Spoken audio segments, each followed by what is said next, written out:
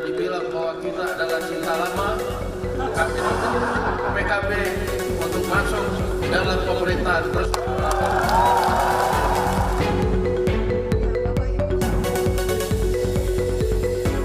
Dua pekan usai rayuan Ketua Harian DPP Partai Gerindra Sufmi Dasko Ahmad, ia mengajak PKB untuk bergabung di koalisi pemerintahan Prabowo Gibran. Kamis malam, Ketua Umum PKB Muhaimin Iskandar menemui Ketua Umum Gerindra Prabowo Subianto di tengah mencuatnya wacana Koalisi Indonesia Maju atau KIM Plus. Pertemuan keduanya berlangsung di Rumah Dinas Menteri Pertahanan di Kompleks Widya Chandra, Jakarta Selatan. Namun, saat ditanya apakah pertemuan ini juga membahas peluang bergabungnya PKB dengan Koalisi Indonesia Maju atau KIM Plus, Caimin tak menjawab dengan lugas. Caimin justru balik bertanya, apa itu KIM Plus?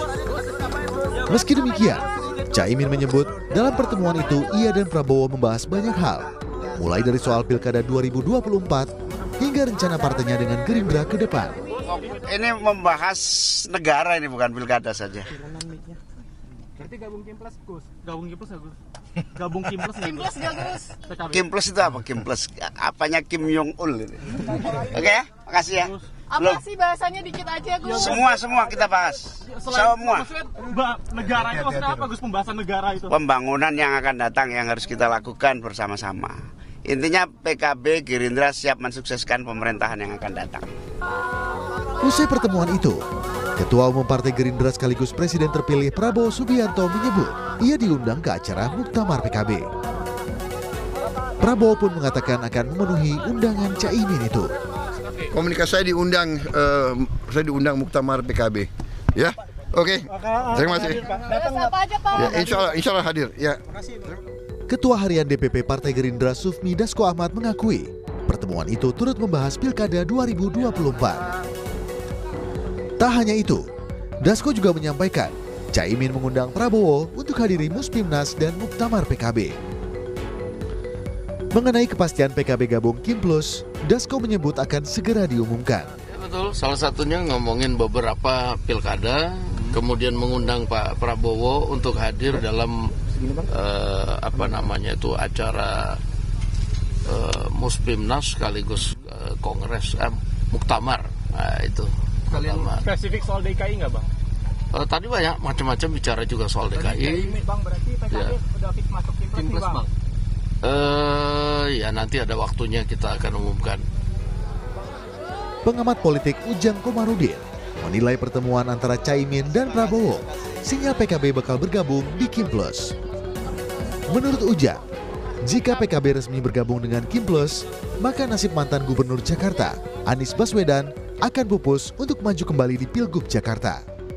Ya, saya sih melihatnya bahwa ya PKB bisa saja ingin gabung ke pemerintahan. Di saat yang sama juga soal Pilkada Daerah Khusus Jakarta yang kelihatannya PKB bisa saja bergabung dengan KIM atau KIM Plus. KIM Plus kita tahu bahwa ya di luar KIM ada plus, bisa jadi yang plusnya itu ada PKB yang bergabung, ada Nasdem yang join, lalu juga ada PKS yang ancang-ancang untuk masuk pemerintahan. Nah, kalau ketiga partai tersebut gabung dengan KIM, maka ya sempurna sudah KIM Plus itu. Kalau sudah seperti itu, ya kemungkinan Anies ditinggal menjadi sebuah kenyataan. Lantas, apakah PKB akan beralih haluan dari Anies Baswedan ke Ridwan Kamil di Pilgub Jakarta dan bergabung dengan Koalisi Indonesia Maju atau KIM Plus? Tim Liputan, Kompas TV. Di tengah wacana atau kencangnya wacana pembentukan Koalisi Indonesia Maju atau KIM Plus, Ketua Umum PKB Muhaimin Iskandar atau Caimin ini menemui Ketua Umum Partai Gerindra sekaligus Presiden terpilih Prabowo Subianto. Apakah ini kemudian menegaskan PKB akan bergabung di Koalisi Indonesia Maju kemudian membentuk KIM Plus? Kita bahas bersama Direktur Eksekutif The Political Literacy, ada Gun-Gun Herianto. Kang Gun-Gun, selamat sore. Terima kasih sudah bergabung bersama kami di Rumah Pilkada, Kang Gun-Gun. Jadi ini pertemuan antara Caimin dan Prabowo ini jadi sinyal kuat ya PKB bakal gabung di KIM Plus? Iya, ini merupakan sinyal komunikasi politik yang kian intens ya di antara PKB dengan Koalisi Indonesia Maju. Saya membaca bahwa memang ada berkelindan ya antara potensi pembentukan pemerintahan bulan Oktober itu dengan persuasi kandidasi pilkada. Jadi ini sepertinya ruang komunikasi yang dimanfaatkan Maidov oleh Kim untuk kemudian mempersuasi Nasdem dan mempersuasi PKB. Begitu. Jadi ini gabung ke Kim Plus ya yang dibahas dan juga sekaligus gabung ke pemerintahan Prabowo Gibran nanti berarti? Gitu ya? Ya kan yang pasti PKB. Iya, jadi PKB itu sedang dipersuasi untuk menjadi bagian dari pemerintahan Pak Prabowo yang akan dilantik bulan Oktober. Dan ini tentu menjadi ruang negosiasi juga bagi Prabowo, Gerindra, dan partai-partai yang bergabung di Kim untuk mengubah peta pilkada Jakarta. Salah satunya tentu yang akan menjadi pengubah peta itu kan keberadaan PKB ya. Karena apa? PKB kan kemarin sempat di DPD-nya menyebut nama Anies Baswedan. Dan kalau kita perhatikan ketika misalnya PKS, kemudian Nasdem, PKB berubah haluan, tentu akan mengubah secara signifikan peta Jakarta. Ini yang saya baca ada potensi perubahan-perubahan konstelasi itu jika kemudian ruang negosiasi yang dilakukan oleh partai-partai tersebut berlabuh di kesepakatan politik begitu ya. Tetapi sekarang kan faktor-faktor determinan terjadinya kesepakatan itu masih bersifat cair hingga menurut saya detik-detik terakhir proses kandidasi, sehingga wajar kalau beberapa hari ke depan kita akan disuguhkan perjumpaan-perjumpaan politik yang kian intens, terutama melibatkan partai yang di luar Kim. Sebut aja pertemuan mungkin dengan Nasdem, pertemuan dengan PKB, pertemuan termasuk juga kita tidak bisa menafikan juga apa namanya PKS. komunikasi. Jadi setelah PKB ini siapa kemungkinan? Kang Gun-Gun. Ya kan PKS kan sudah mulai bertemu dengan Kim ya kan, kemudian PKB Nasdem, nah sekarang tinggal posisinya adalah PDI Perjuangan. Nah kalau itu semua kemudian berada dalam satu ruang negosiasi dan berlabuh dalam konteks kesepakatan, tentu ini akan jadi sinyal buruk bagi posisi Anies Baswedan sebagai salah satu kandidat yang potensial. Kita bahas ruang negosiasi seperti yang Anda maksud, ini pilkada atau kursi di pemerintahan nanti, kursi menteri? Ya jelas ya, semua partai itu rata-rata berkeinginan menjadi bagian dari kabinet. Ya, artinya memang seperti Mbak Maidov tadi sampaikan, ini tidak akan terpisahkan nih. Pembentukan pemerintahan dalam konteks ini adalah power sharing di kabinet, dan itu pasti salah satu imbasnya dalam konteks ZOFA-nya atau Zone of Possible Agreement-nya itu adalah tawaran juga di momentum kontestasi terdekat dalam pilkada. Karena Oktober dengan November ini kan berdekatan, sehingga pasti ruang negosiasi sama. Pilkada artinya PKB ngajak Kim Plus ini, Kim ini ngajak PKB untuk gabung dukung RK begitu ya di Jakarta ya?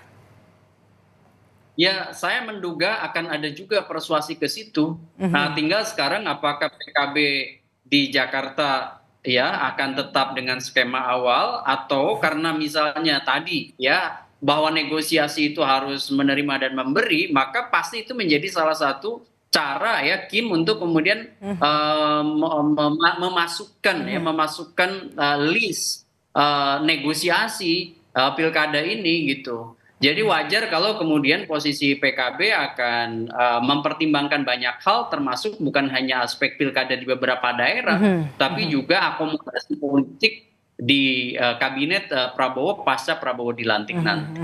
Oke, tapi yang paling dekat ini adalah momen pilkada begitu ya. Tadi kan Anda sempat menyinggung soal perubahan peta politik kalau nanti memang PKB resmi gabung ke Kim, jadi Kim Plus begitu. Akan ada dampaknya tentunya selain peta politik, termasuk juga hangusnya tiket bagi Anies Baswedan untuk melaju di Pilkada Jakarta begitu? Ya, itu menjadi sangat potensial untuk kemudian tidak ada partai yang pengusung tidak bisa melampaui threshold ya 20% kursi DPRD atau suara sah di daerah yang bersangkutan, dalam konteks ini Jakarta. Ya tentu kan tidak bisa hanya satu partai, sebut aja PKS aja misalnya dengan 18 kursi, kalau tetap misalnya mendukung Anies Baswedan kan butuh mitra. Apakah nanti misalnya didukung, apalagi kalau PKS kemudian berubah haluan menjadi Kimplas gitu ya, sama halnya misalnya PKB. Makanya kemudian sekarang menurut saya posisi Anies Baswedan di saat manuver Kim kian intens itu adalah timnya juga harus kemudian meyakinkan beberapa partai yang awalnya memang sudah positioning ke Pak Anies, sebut aja misalnya PKB, PKS itu untuk berada tetap dalam satu kongsi. Kalau tidak, maka sangat potensial Jakarta ini blocking kekuatan besar ke Ridwan Kamil dengan support dari Koalisi Indonesia Maju. Support dari plus banyak partai ya. Partai Persis. Kim aja sudah banyak nih kan, bahkan juga belum bisa menggodok nama nih, belum bisa memutuskan nama siapa nanti yang akan menjadi calon RK gitu. Ini semakin banyak, artinya perebutan untuk menjadi pendampingnya RK ini jadi justru lebih berat begitu ya? Ya, itu juga menjadi dilematis. Semakin banyak kekuatan yang bergabung juga tidak mudah untuk menentukan wakil, meskipun mungkin di atas kertas bisa aja kalau kemudian dia menjadi satu-satunya kandidat. Kalau cuma lawan kandidat independen misalnya bisa aja yang dimunculkan, nah itu tentu dari sisi kualitas kontestasi itu menjadi tidak menarik begitu ya. Yang menarik adalah sebenarnya sekarang bagaimana menghadirkan competitiveness di Jakarta. Saya termasuk yang mendukung Pilkada Jakarta itu bisa jadi role model ya kompetisi di tingkat daerah yang betul-betul memenuhi aspek kualifikasi competitiveness. Kalau misalnya hanya satu calon, lawannya adalah kota kosong atau lawan independen yang dipaksakan ada, itu tentu tidak menarik dari sisi rivalitas ya. Dan Jakarta menurut saya sebagai salah satu barometer politik nasional itu harus menghadirkan alternatif ya dalam konteks calon pemimpin. Toh menurut saya itu juga jadi tugas dan tanggung jawab partai politik untuk menghadirkan suasana demokrasi elektoral yang kompetitif. Jangan kemudian satu arus apalagi kemudian negosiasinya semata-mata karena power sharing dalam konteks pemerintahan pusat di pasca Oktober begitu. Kang Gun-Gun, kalau kita lihat kan dari beberapa nama yang muncul ya, ada nama Kaisang Pangarep dari PSI, kemudian juga dari PAN ada nama Zita Anjani. Kalau kita lihat Kaisang justru spanduknya sudah banyak nih ya di Menteng Jakarta Pusat. Kalau Anda lihat mungkin nggak nama-nama ini atau siapa nama-nama yang kemudian bisa diterima oleh partai-partai yang kemudian akan bergabung dengan Kimplas seperti PKS dan juga PKB? Secara kalkulatif kalau Ridwan Kamil didukung oleh besarnya koalisi di Kim, apalagi terbentuk Kimplas, maka Kaisang menurut saya di prioritas nomor 1. Kenapa? Karena ini akan jadi katalisator ya kekuatan partai untuk kemudian menerima. Kenapa? Karena kita bisa lihat reference power di balik itu gitu ya. Ini kan kita tidak bisa menutup mata. Ini kan berkelindan dengan Pilpres kemarin, berkelindan juga dengan sosok yang sekarang sebut aja menjadi kekuatan rujukan Kim itu sendiri. Kalau Kim Plus mungkin banyak reference power, tetapi Kim itu sendiri menurut saya masih merujuk kedua tokoh yaitu Prabowo dan Joko Widodo begitu. Sehingga kalau kemudian bicara figur yang acceptable mungkin bisa jadi perekat Kim ya. Kita belum bicara Kim Plus karena masih wacana ya. Bicara Kim, maka Kaisang itu menurut saya akan bisa menjadi perekat di antara beberapa partai yang bergabung di Kim ya. Meskipun belum tentu dengan Kim Plus karena kan PKS juga masih menginginkan Sohibul Iman misalnya, atau PKB masih menawarkan Bu Ida dan lain-lain begitu. Jadi ini tentu tidak mudah menentukan wakil.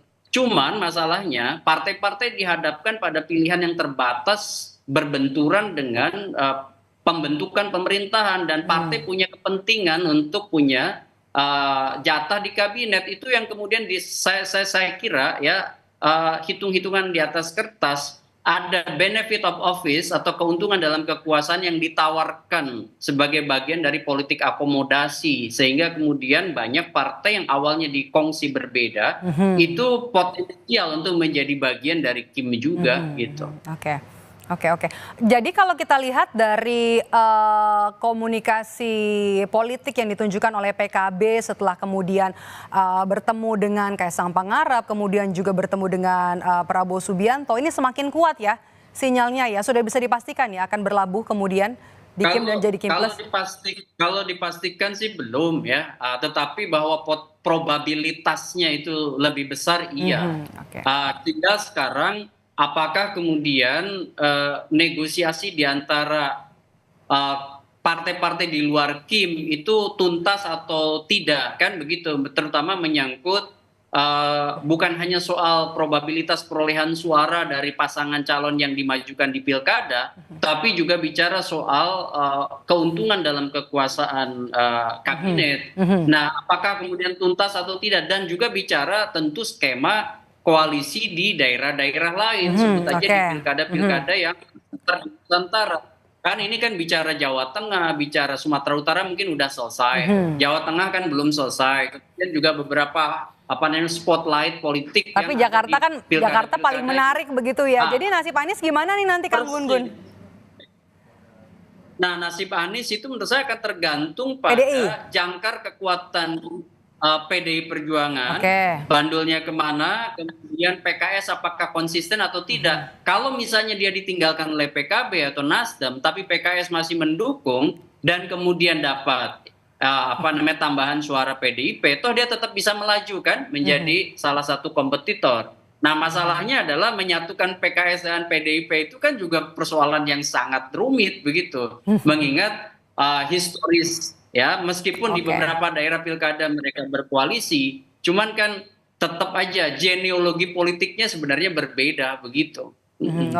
Oke, baik, kita tunggu sinyal dari PKB yang semakin kuat untuk merapat ke Kim dan terbentuk Kim Plus. Terima kasih sudah bergabung bersama kami dan juga meluangkan waktu bersama kami, Kang Gun-Gun. Terima kasih, sehat selalu.